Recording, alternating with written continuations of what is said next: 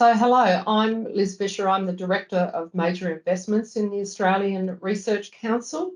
Robert, if you would like to introduce yourself. And I'm Robert Nunn, the Executive Director for Engineering and Information Sciences, and here at the ARC. Thanks, Robert. So before I begin, I would like to acknowledge the traditional owners of the land on which we meet today and pay my respects to elders past and present.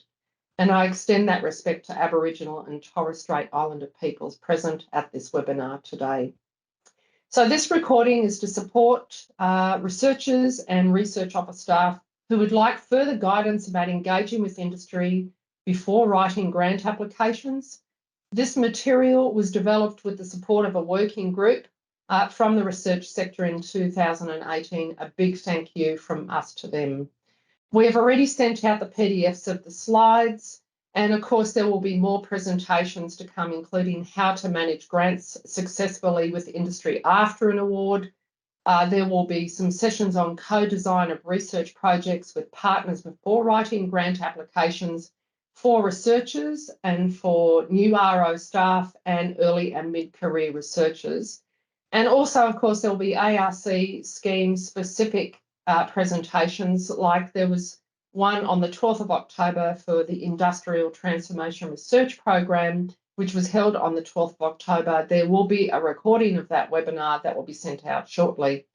And of course, Robert, the executive directors are always happy to give presentations at universities as well as on particular topics as well. So maybe if you could mention what you do in that space. Yeah, thanks, Liz. The executive directors have a number of roles, and internally, each executive director has a number of schemes they look after and support the teams to deliver and provide expertise on that one. But equally, all of the executive directors do outreach to a range of universities. We change our responsibilities, which universities and schemes we look after, generally once a year in the January timeframe. We conduct outreach generally across every scheme, but also when you run workshops and training sessions and everything else, we're quite happy to come along for short periods of time to do Q&A and everything else in those particular activities. Back to you, Liz. Right, thanks, Robert. So this is really about conveying tips and tricks for industry collaboration before you write your grant application. So while this information might be slightly dated, I think it has an important message. When you look at all the different countries across the world, in the dark blue, it is large firms, and in the pale blue is small to medium enterprises. And you can see the diversity across the chart here, but really what to notice here is that Australia has generally more SME companies than other countries around the world. The other thing to factor in this is the pipeline of how the ARC funds works through the R&D system, and there are elements where industry collaboration forms along that way. So firstly, of course, the universities get block funding and funding for international students and other forms of revenue over time. And then you get what you have, you call the discovery program, which is discovery projects and the fellowships. And that forms a platform of really critical fundamental or blue sky research. The next layer of that is really linkage program, particularly with linkage projects, where it enables embryonic partnerships or to further existing partnerships. And of course, with the latest edition of the new grant schemes for industry fellowships, it is really a platform of collaboration and R&D in the applied sense. At the top of the chart, you can see the ARC major investments, so that includes ARC Centres of Excellence and the Industrial Transformation Research Program, and in some cases, special research initiatives. They are really the scaling up of research investments, and that also includes with industry as well. Then you see a branching out of the pipeline of that R&D. So you might have fundamental research, for example, through Discovery Program and partnerships through Linkage Program and ARC major investments, it may move across into the National Health and Medical Research Council for biological sciences to clinical medical research. Some of our major investments, like Stem Cells Australia and the investment for the Juvenile Diabetes Research Program, for example, has got money from the Medical Research Fund. Some of the research moves out into the publicly funded research agencies. Some of our ITRP grants has moved into the National Environmental Science Program grants in the Department of Environment. And of course, there are other state governments, of course, that leverage on the excellence of the ARC grants, and they actually provide additional money or top-up money for major investments or other grants as well. And we also help them in the giving advice on the Waratah grants as well. On the other side of the chart, you see here that there is uptake of the agricultural R&D corporations for applied research. Sometimes you'll have grants moving to the Cooperative Research Centre projects where you've got industry-led projects for industry outcomes. Of course, you've got the Cooperative Research Centres program as well, which is larger investments, large scale. And then, of course, you've got the pipeline for industry uptake and other end users as well, where you might do contracts and consultancies and fee-for-service arrangements as well. Robert, did you want to add anything to that? Yep. Thanks, Liz. This is a particularly important area to think about from a broader perspective, because one of the common complaints from industry in working in the National Competitive Grants Program is the timeframes and the success rates and so forth.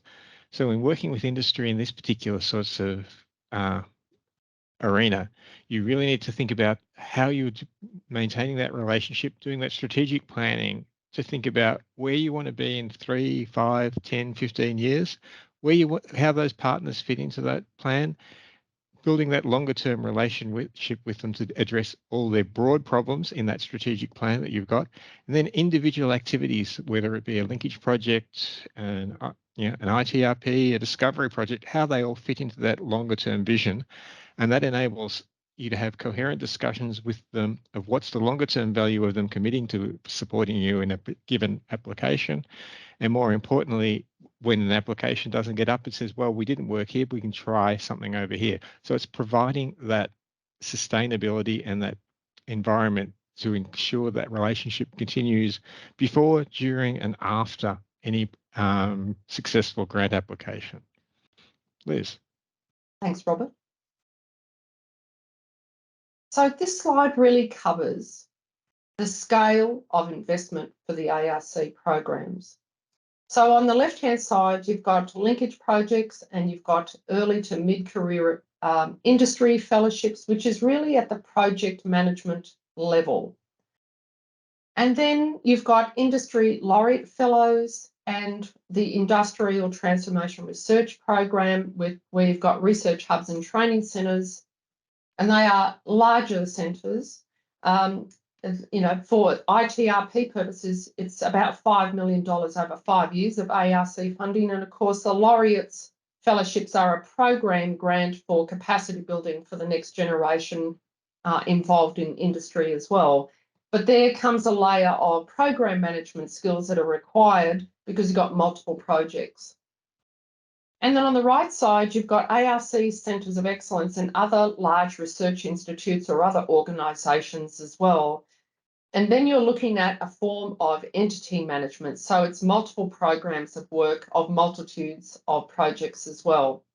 The critical thing to think about here when you are applying for grants for ARC, these require, touching on what Robert has said before, real strategic thinking and strategic workshopping on your partnerships to make sure they're fit for purpose for the grant schemes and the scale that you're looking at. The other thing is that when you are looking at what success looks like, the risks are inherently the larger the grants, it's interdisciplinary research and a highly integrated form of collaboration in the design of these things. So they actually require more working talking to partners to understand the expectations of these various grants. Robert, did you have anything further to add? Thanks, Liz. An important thing to consider when you're working with your partners in these grants, building your strategy, workshopping everything else, is to recognize that some of your partners are going to have different varying levels of experience in working with research organizations. So think about how to have pre-discussions with them, post-discussions with them, getting them to understand what success looks like, short-term, medium, long-term, potentially working at, especially with grant application systems, how you're going to assist them in entering their elements of data into the application form systems, setting up partnering, setting up relationships and activities between the companies themselves so that they start working together and becoming that strategic vision that you see in the future. Liz. Thanks, Robert. So here we are going to cover some territory on tips and tricks. So really, this is covering the elements of establishing a working relationship with industry and then designing the project. So really, the starting point is knowing the company. So the company knows that they have a process issue or an operational problem, but they may not know what the nature of that problem is. And really what they're looking for is access to experts who can actually walk, in a virtual sense, the factory floor. An example is one ITRP director actually had sabbatical and actually spent time at the company to look at how the operations were on the floor, talking to the key people across the company, and then was able to come back and say, this is what you're actually seeing, but this is the key things that I'm seeing and also the opportunities as well. So it's really important to get out and see the industry partners and the circumstances that they're finding themselves in. So then when it comes to thinking about R&D and operations of the future that you can fix, you need to do some triaging. So they might actually have a problem to be solved, but the industry partner says, I want 100% of IP ownership or licensing or otherwise, and basically full control. In those circumstances, it's better to have a form of contract research or consultancy so you can build up that working relationships and help them with the issue that they're looking at. If there's a research problem where there is some research that may have immediate or even sort of medium to long-term benefits and IP, and the benefits can be shared across the university industry and the researchers, then really look to the new industry fellowships that are out, and linkage projects is a smaller scale project to start with. Again, that's earning trust and getting some research activities that actually help those companies where you've got a broader collaboration. Then there might be an industry-wide problem or industry sector issue, and there are benefits in a more system-wide industry solution to that. And there might be also some blue sky research and some serious capacity building that is involved in that. That's where the Industrial Transformation Research Program is really effective in bringing together those partnerships. And of course, there's really long-term problems that you are requiring a multidisciplinary approach, and it's a scale of national, centre and international level of research excellence and translation to multiple end users. Then something like the ARC Centres of Excellence might be an appropriate scheme. Of course, there are other sources of Commonwealth funds for that, for the CRCs, as I mentioned before, and the CRCPs, which are industry-led grants as well, so don't discount those as potential sources of funds as well. Robert, did you want to add anything to that? Thanks, Liz. Yeah, I keep harping back to the strategy view, but the key in this one is working with those partners and helping them as part of that development of your personal strategy, so they can start to see themselves in that strategy. And then as you go through looking at all the different schemes, the opportunities. You work with them and say, in this particular space, this is where the greatest opportunity goes. It's making them part of the journey with you to choose that right scheme for the specific problems and areas that you're looking at this point in time. And thus, over time, building up that network of projects, programs, grant applications, just general explorations. And remember the opportunity, you walking the floor for them, getting them to come and walk the floor with your teams, with activities so that they can see the opportunities of things that they may have not considered before. Liz. Thanks, Robert. So now for the serious chat. After you triage where you would like the project ideas and the partnership to go, if it's the partnership is actually too early, then explore other benefits. It's not saying no to partners. There might be a future collaborative relationship that you want to set up, and identification and solution of other business problems that they have not even considered before. But in having those discussions, having seen the impact of this in ARC post-award on occasions, really be aware of the university deal breakers and the principles of engagement before talking to your partner, so you don't inadvertently raise expectations by the partner organisations that you simply can't meet later. Also consider the differing perspectives here. End users' focus on outcomes as they can be applied is really important, but researchers focus on the research outcomes. So both parties' needs must be met in those discussions for the research projects to be successful. And it's not only treating the industry partners as the end users, it's also including the end users of the partner's business as part of those discussions as well. So being clear about what they expect to gain from the relationship is really important. And those discussions between the university researchers and research end users need to keep that in mind. And often research office and business development people can be accessible for researchers to have those discussions. And really work towards a common understanding and not just have a glossary of terminology, even in a legal sense. Don't assume everyone understands research concepts or research methodology or business concepts. Truly strive to have face-to-face discussions, and that's often the best model, and do it regularly all the way through, leading up to the grant application and during the assessment process and afterwards as well. Ultimately, the strongest message I've had from industry CEOs over time and hearing from researchers that have been successful, the partnerships is really about building trust. Robert, did you want to add anything? Yep. On this slide, we are looking at the seriousness of it, and the biggest challenge, I think, for industry partnerships and industry collaborations from a researcher perspective is to remember that you have to be proactive. You have to constantly go out and follow up with them on a regular basis. They'll tell you if you're oversharing.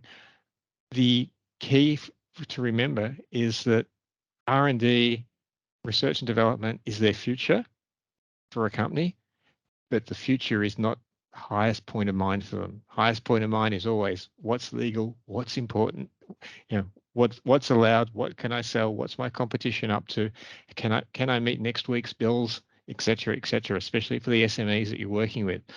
R&D is the tomorrow. It's important to them, but it's not top of mind. So you have to work with them to find that time for them and remind them constantly of the importance. Don't neglect the relationship and the ongoing contact with them. Liz. Thanks, Robert. So now we're moving to the point of the collaborative project idea. So as a first step, establish whether there'll be any conflicts of interest for any of the parties and declare any other projects that are underway that relate to the proposed project idea. The important thing is identification of it as the first step, because that helps you in the management of it later. The industry will think that they know better than the researcher what the problem looks like and what the solution might look like as well. And these questions really should be addressed first and incorporated into any further project planning as well. Bearing in mind all perspectives are valuable in the design of it. So this goes back to Robert's comment before about workshopping and thinking about what success looks like in the sort of short term, medium term and long term domain. So what does success actually really look like to each of the parties? And they will have different perspectives. Consider the critical risks and identify the elements of risk mitigation involved in that as well, and think about the budget construct potentially in that space. Research may or may not always be successful, and the cash and reputation are always involved in that element. So that's something that you need to really think about. Have an early discussion about the funds and other resources needed, and this comes down to a feasible budget and a feasible project to deliver. Identify the skills gaps and broaden the collaboration as well. There might be things that are missing, and you need to bring unique skill sets in to actually address those gaps. Think about ethics approvals where they're needed, or other compliance. There could be Defence Trade Control Acts or biosafety. There could be social licence elements. There could be regulatory framework issues. Don't leave those out. You don't want to trip on those as an issue later. Also agree on the broader principles of intellectual property ownership, including the acknowledging and the protecting of the background IP. So there's background IP, there's the prospective elements of the project IP, and then you'll have to think about if other IP or the use of IP comes out later in a serendipitous fashion, you also need to think about that as well. Robert, did you want to add any more to that? Thanks, Liz. And back to my favourite topic of strategic thinking and strategic analysis of your activity. Social license, ethics, regulatory issues, end users. These are the sorts of things that should be in your strategy, should be in your workshops at the appropriate times to think about all those activities around it. For an individual project, perhaps it may be a pure ethics one or a pure social license research project. Equally, if you're thinking about a major investment, then that's where you're starting to think about how I'm going to weave all of these activities in, all of this training capability for the ECRs, MCRs, how they're going to move forward in that particular space, how I'm going to actually necessarily make the end users aware of the potential work, my immediate collaborators, how are they going to be trained to actually need to think beyond just their immediate problem? Yeah. How are you building their capacity and capability as well as your own? You have huge opportunities, and that's especially in identifying those skill gaps. But you have significant capability in looking at what is those different themes and capabilities and research understandings that you need to bring into that program. Don't focus purely on the technical challenges, because as many people often say, the technical challenges are the trivial ones. It's the social and economic ones that are much, much more challenging. Liz. Yeah, thanks, Robert. Very good points. Okay, so out of those discussions then forms a concept paper. And it's about clearly articulating the challenge or the solution that you're wanting to develop and describing the potential project activity and what may be possible to do. However, think about it might be a one-pager or a two-pager, but it could be a bit more than that. However, it's important to convey the proposed project not only as having a 3-year lifespan. One of the most regular forms of tips that I get from directors from ITRP, for example, is that it's a line of sight. So there are many opportunities in the project for that 3-year period, but there are also opportunities further on from that that can also be taken into consideration, which goes back again to Robert's point. It's really important to think about, including your partners, to think about the possibilities beyond the fiscal cliff of when the grant ends. So who will be doing the work? It's how these parties will be involved, its roles and responsibilities, what contributions the partners will be making in terms of cash and in-kind and likely expenditure patterns involved in that, any particular intellectual property expectations and the ownership and the use. And there's a lot of discussions in the sector over time about ownership, but actually the more pragmatic discussions in this space is actually the use of the IP. What are the specific outputs that are expected, and when are they expected to be delivered as well? And having seen examples in the sector where they have done this work early, having this recorded in a form of a term sheet or basic heads of agreement will actually save you more time and much angst later, because you end up having a legal wrangling or discussions about expectations after the grant is awarded because you didn't have of those discussions in the beginning. So this material can also be used as a briefing for additional prospective partners, but it's also really important to identify other funding sources as well. So it's about mapping that prospective project design. Robert, did you want to add anything? Yep, thanks, Liz. And this is what I often call your classic elevator pitch. It's important that each of the projects as it starts to form creates that elevator pitch form. It's generally a two-pager. The front page is, what are you hoping to achieve? Who are the likely partners? Where do you expect the outcomes to end? What is the problem we're actually trying to solve? That's that. Why you? Why now? Why this problem? All on one page. Everyone who is working in this space should have that same page, so they've got that same understanding and can pitch it to anyone, anytime, any place. And the second half of it on the other side tends to be, well, how are we going to fund this? What do everyone expect to contribute? What do they get for their contributions, and so forth? When building up your budget on that second page, because you need to have a guesstimate of how much money everyone needs to contribute, recognizing the ARC only pays for some things, not all things, but also recognize this is a partnership and a collaboration, so that when your partners are proposing how much money they'll put in, remember they might put in, oh, I'm willing to commit some money for that particular project, remind them that there is an overhead to operating things, and they also need to be contributing to that as well. So they're providing support for the operation, especially if a major investment, and providing support to development of the training of their people and your people in various activities and outreach activities you will be doing as part of your proposal. Liz. Yeah, thanks, Robert. So then you get to the point of preparing for an ARC grant application, and I did talk about a range of them before. So quite literally, the research office staff in your university are your best friends. They have quite an array of experience that can help you, and also other sources within their broader division of expertise that can help you in the design of the grant applications and some of the underpinning work that needs to happen with that. Keep engaged and communicate regularly with them, with your partners, which we mentioned before.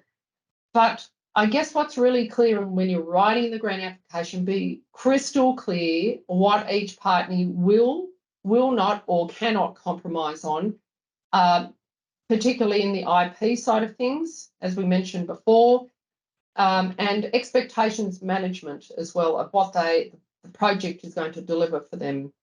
Prepare a finalised budget and allow plenty of time for internal approvals in the university and with the end user organisations. It's really important because in some, whether it's SMEs or large organisations, you have multiple layers of bureaucracy that they may actually have to go through to get approval, so make sure you have time for that. Share the draft and the final application form with your partners. Industry partners are sometimes forgotten in this process. I've had CEOs in the past ring me in the earlier days saying that I didn't actually see the final grant application form for something that was funded in due course with the ARC. So don't leave them out of that process. For linkage projects applications, researchers should work with their research office and partners, legal officers, and prepare a draft of the partner support letters early. And this goes also for ITRP partner organisation support letters. The industry partners don't appreciate a 24 to 48 hour period to sign off letters of support as well. Having some level of agreement on the distribution of funds is really important to support the project, not only the ARC funds, but the other contributions as well, and have a contingency plan of what can be changed if the grants is successful and say the amount of funding awarded is reduced, or there is a potential scope change as well. And the other thing I would say is as the ARC assessment process progresses, stay in touch with your partners and the research office as well. And also, I would say treat the rejoinder process very professionally and constructively as well. The rejoinder process is the ability to address constructive criticism in detailed assessments and providing that information for the selection advisory committee. So it's a very important step to undertake. Robert, did you want to add anything more? Key things to think about in this particular space in preparation is for the majors or even linkage projects, if you're going to have placements of students, postdocs or fellows in industry, or even industry placing and accessing facilities within the university, work it out early, work out the processes, work out the clearances that need to be covered on either in their company and inductions or in the university for insurance and everything else, recognizing that not all companies will have the capacity for a really long-term placement. They might be a series of small placements over a longer period of time. People could place with different partners to learn different skills in different contexts and environments. Leaving it to the last moment, leaving it post approval, adds to the challenges that you'll be dealing with. So thinking through that in the original workshopping is a really good thing to practice. Please. Thanks, Robert. So in the past, we had an evaluation of linkage projects, but however, in this feedback from the partner organisations, it's something that I regularly hear as well, including in the major investment space. The critical things that they say that is beneficial for them includes the long-term professional relationship. So they're really hungry for the contacts and ongoing relationships that are developed through the project, and often there's a step change to other projects as well. And the ability to have open discussions about issues and staying in contact, that was listed as the highest and most valuable aspect for partner organisations. Obviously, there's important research outcomes involved, and these include new knowledge and solving particular problems through the research project is valuable to partner organisations.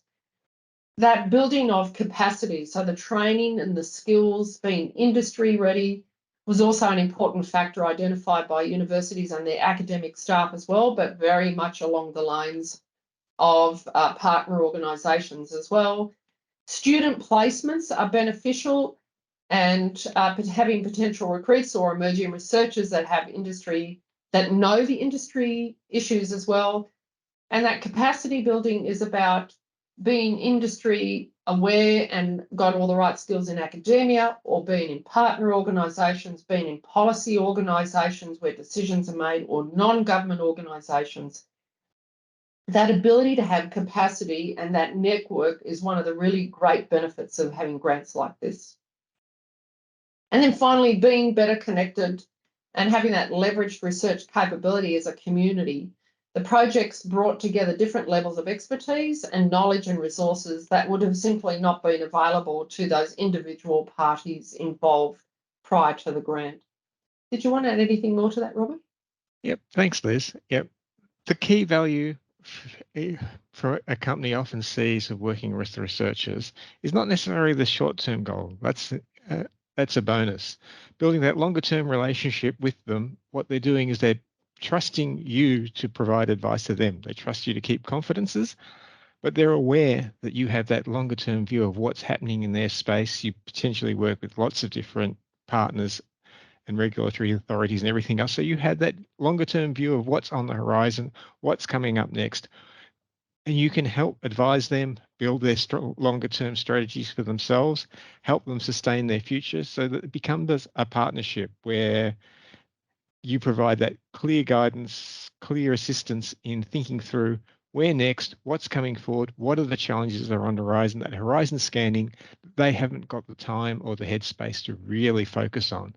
So it is, again, because they're small, medium enterprises, they focus on the here, the now, and they struggle with the longer term view because they just don't have the capacity to be able to do that activity. So that's where your strengths and those long-term strategies start to come together, and you start inputting into their individual strategy as well as they're inputting into yours. Liz. Yeah, thanks, Robert. Really good points. So some things to consider in developing when when having productive working with relationships and partner organisations. So monitoring their cash contributions and addressing any issues in a timely way with partners when issues arise. So this could be defaults or delays in payments or questions or just administrative issues. Stay on top of that. Don't let it linger. It's important to stay in touch with them. It's managing expectations and the level of satisfaction about that collaboration and inclusion in the project, making sure that they are engaged and also that their expectations are clear. And of course, that's an organic process over time, but having that communication is really important. The effective communication to help manage those relationships and having really clear strategies for the ongoing engagement with the researchers as well, and that's across researchers and with the partners as well. Having a really clear understanding about the shared IP arrangements and to help industry partners remain engaged during those contract negotiations particularly. And finally, encouraging industry for the consideration of great ideas about student training and placements, including the Industrial Transformation Research Program, but more recently, of course, the industry fellowships as well provides a range of opportunities there. Robert, did you want to add anything to that? Thanks, Liz. Your most critical risk when working with industry partners is the individual that you're working with. In an industry, they move relatively frequently compared to academia. So you need to mitigate that risk and recognize that you're collaborating with a partner organization, not with an individual. And that means making sure you're working at least one, preferably 2 levels up and 2 levels down with that particular partner and their individual. Know who they report to, know what their objectives are, make sure that person knows you and how you're contributing to their organizational outcomes. Equally, know their subordinates, work with them, understand their aspirations, and help them to understand the value of working with academia, so that when they move up the tree as well, they understand how to work with academia as well and get the best out of both that partnership ongoing. So it really is a risk management activity that you're focused on here, but be really proactive and make sure you engage with more than one person in any given partner organization. Liz. Yeah, thanks, Robert. Yeah, really important. So, Robert, these are the range of the schemes that the ARC offers for industry and academia partnerships for capability and capacity building. Did you want to just go have some thoughts across these schemes? Some quick thoughts and the quick 2 seconds on each individual one. Linkage projects is all about solving a specific challenge. And it is a small activity, relatively small activity, 2 or 3 partners. Generally, it's more than one, because you're looking at something that will impact a number of different people. They've come together to bring it together. And it could be a mix of people who have the same problem, and it could be some that look at different stages of the problem. So someone who's got working it, someone who's going to use the end product, and a user group could be coming together. But it is relatively small, relatively short-term, focused. The Industrial Transformation Research Program is trying to change the way business is done in a given area of industry. Its focus there is either with the training centres in building up capacity. So getting academia as a whole to understand and develop into that longer term strategy of industry, building up the academia's understanding of that particular industry area, understanding it better, all the challenges, all the regulatory requirements and everything else, and getting industry to understand the benefits of working with academia, and getting their people to come in and understand the strengths, the challenges, the weaknesses, the opportunities that can come from it. It still has to have an excellent research program, but as well as that excellent research program, the goal is to have that capacity understanding and building within the exercise, while the research hub program changes the emphasis slightly. It is more like solving an industry-wide series of problems and challenges, trialing new capability in that industry space, and developing significant outcomes whilst building on existing relationships. Could be new relationships coming in there as well, but it is really a long-term how we change that industry to achieve better outcomes. The centres of excellence can span everything. They're a very, very long-term activity. They are large enterprises. The ARC provides $5 million a year. Companies and universities with their in-kind and cash often provide significantly more than that.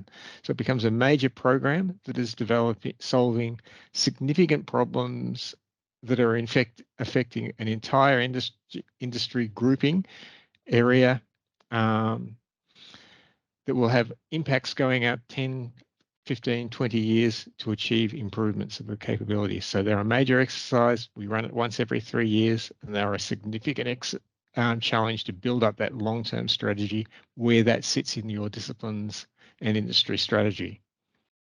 Liz. Thanks, Robert. And of course, these are the individuals who assisted us with the industry collaboration working group. So our thanks for them.